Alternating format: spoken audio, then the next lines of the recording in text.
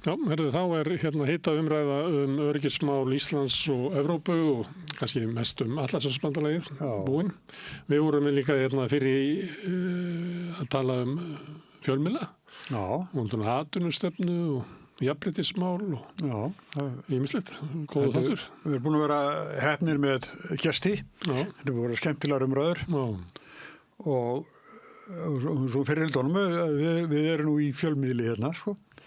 Ég hef verið að hugsa þessu undan þetta dag að auðvitað þetta með fréttastofuna á Sýn kemur engum óvart. Ég er búin að vera að halda þessu fram sko mjög lengi. En það þetta ég hef verið svolítið að hugsa fjölmiðla og stöðuna og bara samstöðuna og hvernig hvernig maður getur brugðist við. Því að þetta er náttúrulega, við búum í þessu samfélagi og sömuleyti samstöðin svona svar við það að meira af umræðunni er að flytjast í hendunar á svona fyrirtækjum sem eru í eigu auðugs fólks. Svolítið svona meginstraumsumræðan er svolítið svona einhæf og hvernig við rættum þetta svolítið svona í COVID og svona, það var eins og þetta verið svona samræmt afstaða. Fjölmiðlarnir voru meira að minna að reyna eins og stýra umræðinni sko, frekar heldur en að bara hleypa allri umræðu í gegn og kannski var það meira heldur en COVID sem að réð því og þannig að einhver leyti að samstöðu náttúrulega verður til út úr einhverju svona ástandi sem er. Það verður búið eitthvað til vegna þess að það vantar eitthvað og mér finnst þetta þótt að ég hef verið haldið svo fram að þetta verið óhjákvæmilegt að þetta myndi gerast að þá fann ég það bara að ég fór allur einhvern veginn í gang að hugsa svona hvernig á að bregðast við því það er eiginlega ekki hægt að lifa við þetta að fréttastöð og stöð 2 lokar og þótt að þau sé að segja því fyrirtækinu að þessi stað verði eldfréttaþjónusta á bylgjunni og vísi þá vitum við alveg að svo er ekki sko. Þetta er alltaf sagt þegar það verið að draga eitthvað saman að það verið pakkað inn eins og svo aukið þjónusta í raun. Ég hefur þótt, Smári, að helgarvaktirnar á stöð 2 eða Sýn að þar sé bara einn fréttamaður á vakt. Stundum finnst manni það, en hann er kannski svona fyrir hluta dags og kemur einhver svona sem les fréttirnar en það er einhver sem til að afla fréttina svo einhver geti lesið sko. Er kannski bara einhver einn og þá tek ég líka upp úr svona vagninum eins og til eitthvað frá Magnúsi og Selfossi. Og viðkomandi þarf að vera með bylgjufréttirnar. Líklega, en þú veist þær er ekkert svo öflugar helgar og svo þetta er bara já, sko einn fréttamaður að sko þannig að spyrja sko hann getur ekki vita má ekki vera að því að hlusta svarið það að drífa sér næsta það að drífa sér annað þetta er sko, hann að við erum ekki að missa öflugar fréttir helga svona er ég svona með hennan formála þetta er kannski svona bara tákn eða þetta er svona dæmi að það botnin er að fara úr þessu mér líka komir óvart svolítið þú veist hvernig forstöðumenn fyrirtækisins tala eins og það hafi ekkert verið hægt að reka þessa fréttastofu ég veit að Þórhallur er að halda því fram ég bara enga trú að því sko það er hann ekki þarna þegar það var ákveðið að loka fréttastofunni og svo opna hann aftur þú veist og það var til þess dæmi að loka fréttunum er algjör misskilningur á því hvað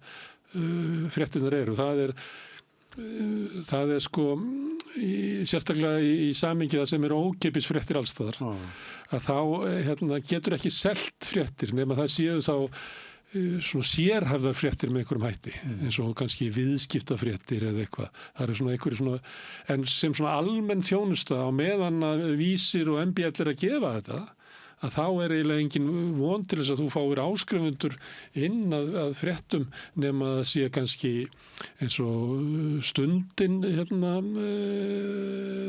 tókst það þarna þegar kom einhver auðkýfingur inn og hendi þeim út af DFF að þá söfnuðu svona áskrifundur svona til þess að verja einhver leiti svona frjálsa fréttamennsku með einhver svona hugmyndum að þar geti verið farvegur fyrir svona rannsóknarblaðamennsku. Þannig að það kemur og það bara á einhverju augnablik, það svona töfra augnablik sem að veldur því að stundin getur orðið til. En það engin dæmi það að þú bara opnir einhverja fréttastofu og farir að selja áskrift og byggir þannig upp þangað til að þú farir tekjur nóg til þess að standa til rekstri, það bara það bara ekki. Það búið að koma skýrt fram í það. Já. Þannig að það farið. Já. En bara tilhugsunin, sko. Já, Mokkinn og RÚV og svo svona minni fjölmiðlar eins og Samstöðin sem að Svo það kannski líka að því að því að var að tala að auglýsingamarkaðurinn hafi verið þannig að hann hefur skilið eftir eitt stórt blað á hverju markaði og það einhvern veginn þannig að maður segir stundum sko að fjölmiðlar séu svona stefnumót, að þú býrð eitthvað til og þá kemur lesandinn og svo smátt verður til hefð á þessu að þú framleiðir eitthvað efni og kannski einhverjum bara manneskja tekur upp blaðið og að fletta í gegnum það með að borða korflex eða eitthvað á mótana. Þannig þetta svona stefnumót og það verður hægt að vera með eitthvað svona fréttaflutning í tengslu við það. Morgunblaðið lifir á, ég býst við að það séu mjög gamlir áskrifendunir, þeir eru kannski með 1/3 áskrifendunum sem við vorum með aldamótin. Þannig það bara að svona fjara út þá vettvangur.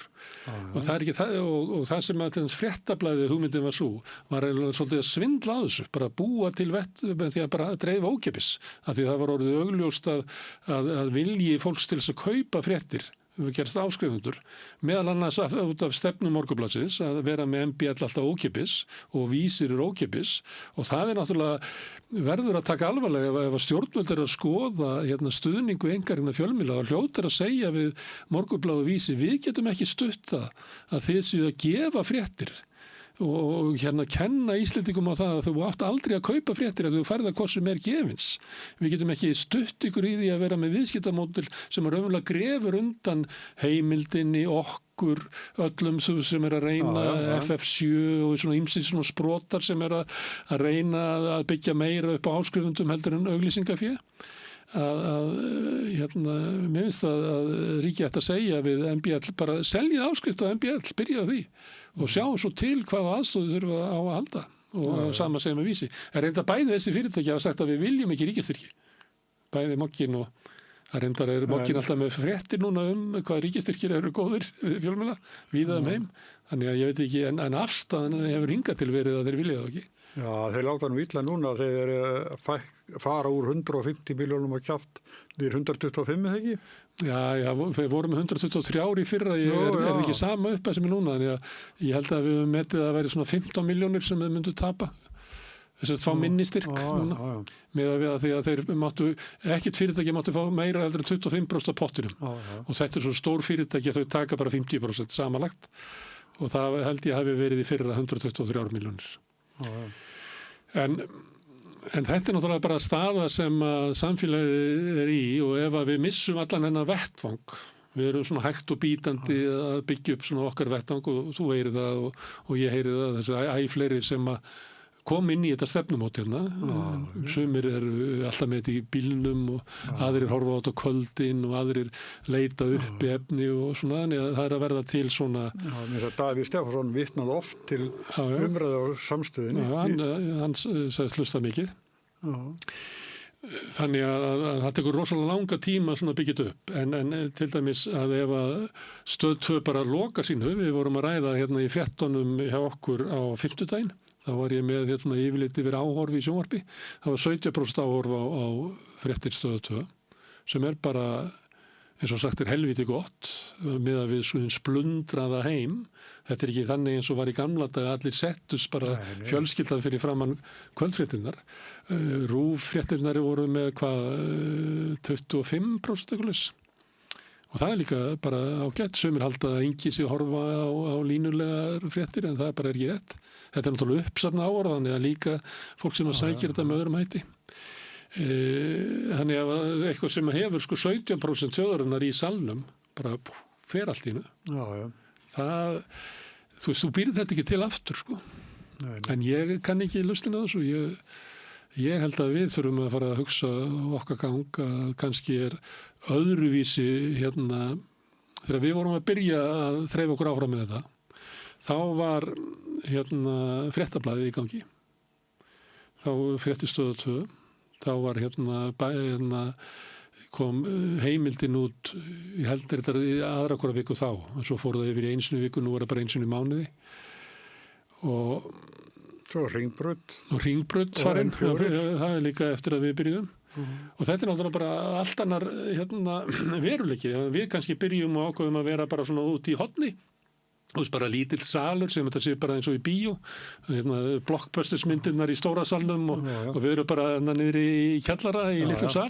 Við erum í bæjarbíó meðan hinir eru í Hörpu. Já, eitthvað svoleiðis. Og svo þegar við erum að koma núna inn í andirið á bíónu, þá er bara búið að loka meira hlutina af þessu sölum og þannig spurningin býtu við bara að vera alltaf niðri í litla salnum því það er öðruvísi, þú þekkir alveg, þú veist, eins og þú tókst þátt í að byggja upp Fréttablaðið og við komum svolítið frá pressunni og DFF svona sem að skilgreindi sig aðeins til hlíðar, það verður ykkur aðrir sem að sæju meginströmminu en við vorum að búa til eitthvað annað. Svo fórum við í Fréttablaðið, tókum við þann anda og breyttum honum þannig að hann væri svona meginströms andi. Það var náttúrulega allt annar tónn var í Mogganum og RÚV, en það var samt svona, við vorum að ávarpa fólk eins og við vorum alla í sannum. Og þetta er það sem að ég hef verið að velta fyrir mig, hvort að það sé möguleiki einhvern veginn að styrkja samstöðuna með einhverjum hætti, hvort að fólk sjá eitthvað svona verðmæti í því að byggja upp það. Þetta er eini fjölmiðli sem er að vaxa raunverulega. Þú sagðir þar á Facebook að hvort að samstöðuna tekið bara taka yfir fréttatíma. Já, ef að þið geti ekki haldið út í fréttunum, þá getum við kannski skoðað að gera það með einhverjum hætti. Því að það eru kannski sem útstöð frá okkur, að þá er kannski duga auglýsingatekjurnar sem koma inn ef við erum að horfa þannig á það. En ég hef nú talað við þetta fyrirtæki hvort við viljum dreifa efni samstöðuna til sinna viðskiptavina á Vodafone, sem heitir Sýnir enda núna. En ég hef ekki náð því. Síminn hefur dreift okkar efni, en ég veit ekki af hverju Vodafone. Nei. En núna voru þeir að heimta það að Síminn borgaði sig fyrir að dreifa efninu, þannig þeir vita alveg hvaða verðmætið er fyrir fjarskiptafyrirtæki að dreifa efni. Þannig að við erum ekki að fara fram á því að borgja okkur. En okkur fannst það bara sjálfsagt þjónusta fyrir þá sem eru að kaupa. Já. Sérstaklega núna hefur alltaf að draga sama fréttirnar og svona, þá finnst mér að eitt sem þið getur gert er að fara að dreifa, og ég hvet þá sem er í viðskiptum við Sín í fjarskiptum að hvetja fyrirtæki til þess að þau getur horta á samstöðuna í sjónvarpi eins og þeir sem að skipta við Símann. Já. Og ég er ekki að gera með einhverja grillur það að það sé sama aðdráttarafl af samstöðinu og enska boltanum og svona. En það er nefnilega þeir sem hafa á enska boltanum, þeir eru til að borga fyrir það, að þeir hafa rosalega mikið á því. En fréttir er alltaf vandinn það að þeir eru svo almenn, þetta er svo nauðsynlegt fyrir alla að hafa þetta, en enginn fáir telja sig hafa það mikinn hag af þessu að þeir eru til að borga fyrir það. Þetta er eins og svona mörg svona liggur við að segja svona næstu í almannagæði, að það er þetta er svo vandi í neytendamálum, að hver neytandi sem er verið að okra á kornflexinu út í Bónus, þetta er ekki stærsta mál í hans lífi, en saman höfum við kannski gríðarlega hagsmuni af því að draga úr okrinu í matvörubúðunum. Og þannig að þá er það spurningin, hvernig getur þú búið til eitthvað svona vettvang sem að þú nærð almenningi saman. Það sem þetta virkar, það er í verkalýðshreyfingunni, en þá er það skylda, þið ber skylda til að borga 1% á laununum upp í blaðamannafélag og það rekur þá þína hagsmuni saman. Þetta er ekki skylda gagnvart neytendum og enn síður fjölmiðlanotendum. Ein aðferð sem hefur verið nefnd er að búa til eins og sóknargjöldin. Þar ertu með 14 skall á mánuði, minni mig, sem að þú, ef þú gengur í þjóðkirkjuna það verða þangað, ef þú gengur í ásatrúarfélagi það verða þangað, að búa til eitthvað svona sjóð sem almenningur getur þá ráðstafað, sem er þá aðhald eins og til dæmis til þess að Ólafs Skúlason málin gengu yfir þjóðkirkjuna á 10. áratugnum, þá bara fór fólk í flokkum frá þjóðkirkjunni, þannig að það geti verið þá svona eitthvað sem að væri almenningsaðhald. það ekki gott að keyra þetta allt saman á auglýsingum, þannig að þeir sem bara halda til þess eins og viðskiptablaðinu gangandi, sem eru með 7 leiðara til þess að tala niður þá sem að tala fyrir almannahagsmunum gegn sérhagsmunum.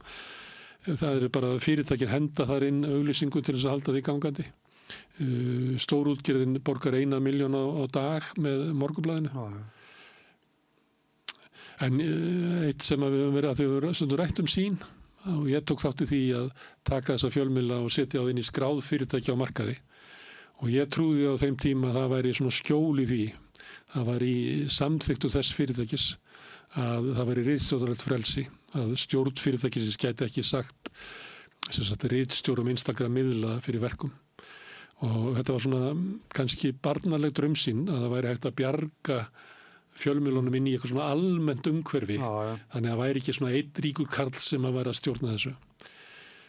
En núna komið í ljós náttúrulega að vegna rekstrar erfiðleika fjölmiðlana, og það eru fleiri heldur en stjórnendur sínar að reyna að leita einhverjum leiðum til þess að finna leið til þess að reka fjölmiðla, við erum að því, að þá ekki hægt að hafa fjölmiðlana inn í skráðu félagi, af því að inn í hlutabréfa Kauphöllinni krafa bara 14% arðsemi eigin fjár sem að fjölmiðla geta aldrei, það geta varla staðum til sjálfum sér, hvað þá að skaffa eigendunum einhverja arðgreiðslur. Þannig að ég held að annarkvort lokaðu þessu með einhverjum hætti, eða eins og búið að vera svona rætt svolítið að Moggin kaupi þetta, Moggin kaupi Bylgjuna og Vísi, það voru bara einn netmiðl, og svo verður þið sett takmarkanir á því að RÚV megi hafa netmiðla. Nei, ég veit það ekki. Nei, ekki ég. Þannig að ég held að við sem blaðamenn og við sem höfum verið að svona kannski í gegnum tíðina verið að berjast fyrir því að halda upp í einhverju svona almennri fjölmiðlum. Við held ég að verum að hugsa þetta svolítið alvarlega, sko. Ég held að segja, það ekki nóg að vera bara fyrir utan hjá loga og segja að verði bara að styrkja einhverjum fjölmiðla, sko. Við höfum að gera kröfu að það verði svona svipað og rithöfundalaunin og listamannalaunin, að blaðamenn geti sótt það, þannig að blaðamenn séu þá svona svolítið frjálsir, þú bara færð 9 mánuði til þess að vinna úttektum sjávarútvegs, búið til sjávarútvegsfréttir, og svo getur þú seltað í 200 mílur á Mogganum eða hingað eða inn í heimildina, og svo náttúrulega styðja ritstjórnir sérstaklega, og ég held að við verðum bara að finna mjög fjölbreytilega leiðir til þess að tryggja það verði fjölmiðlun, og eins og Sigga tók benti á, þetta líka spurning íslenskuna. Það ef það bara Moggin og RÚV eftir, hvert verður þá að leita? Ég meira að minna að lesa erlenda fréttir, af því að það bara til þess að fréttir að utan, það engin íslensku fjölmiðl sem að afgreiða þær. Nei. Nema samstöðin? Nei, og það líka, þá erum við kannski með svona öðruvísi fréttir, eins og Davíð var að benda á að það sumt sagt hér sem ekki sagt á RÚV, en það vegna þess að RÚV með þetta, og þá reynum við að koma með þessi sjónarmið til mótvægis, og þetta svolítið munur á því hvort að þú teljið þig vera að hluta meginströmmnum, eða hvort þú ert að reyna að búa til eitthvað sem að aðrir skaffa ekki. En ef að Stöð 2 fellur eftir að Fréttablaðið, hvað ekki bara 2 ár síðan það féll? Þetta náttúrulega rosalega rætt sem það gerist. Þú ert bara að horfa á svona byggingu bara að rinja fyrir augunum. Það þannig. Herðu, en nú ætlum við að fara að hætta þessu. Já, herðu, við þurfum að fara að hugsa hvort að samstöðin eigi sér einhverja framtíð. Það náttúrulega hefur aldrei hún hefur aldrei verið í hendi. Þetta hefur náttúrulega verið byggt upp úr af vanefndum og byggt upp á svona hálfgerði hugsjón, og fólki sem hér vinnur alltaf á strípuðum texta, og margir sem að leggja hér til efni bara næstuði ókipis, og þannig hefur samstöðin verið byggð upp af hálfgerði hugsjón. En kannski ef ástandið eins og það þá þurfum við kannski að skoða það hvort við getum farið lengra, en samstöðin það sem hún vegna þess að stór hluti áhorfenda og áheyrenda hafa gerst áskrifundur og orðið bakhjarlar samstöðurinnar. Ég veit að það eru margir að núti sem hafa fyrir löngu ákveðið að það rétt að gera, en ekki látið vera af því. Þannig erum við oft. Við ætlum að hætta að reykja en við hættum ekki að reykja í dag og við ætlum í ræktina en erum kannski alltaf á leiðina ánga en gerum það ekki. Sumir alltaf eru löngum búin að ákveða það að styrkja samstöðuna en hafa ekki látið verða því ennþá. Ég hvet ykkur til þess að fara inn á samstöðum.is, það nappur með áskriftar áskrift. Það getið skráð ykkur fyrir grunnáskriftinni sem 2.750 krónur á mánuði. Þið megi borga meira þið viljið og þeir sem að kjósið getið látið áskriftina renna sem félagsgjöldin í Alþýðufélagið og það samstöðin líka tilraunaverkefni að því leyti að hugmyndin svo að þetta sé fjölmiðl og umræðu vettvangur sem í eigu áhorfenda og áheyrenda, þannig að Alþýðufélagið sem á og rekur samstöðina. En við þakkum gestunum okkar kærlega fyrir, þakki Laufey Líndal fyrir að taka upp og senda út, ykkur fyrir að hlusta og breyta efninu okkar í fjölmiðlun, spjallin okkar. Við verðum hérna á morgun klukkan 8, þá var það sagði fréttir á samstöðinni.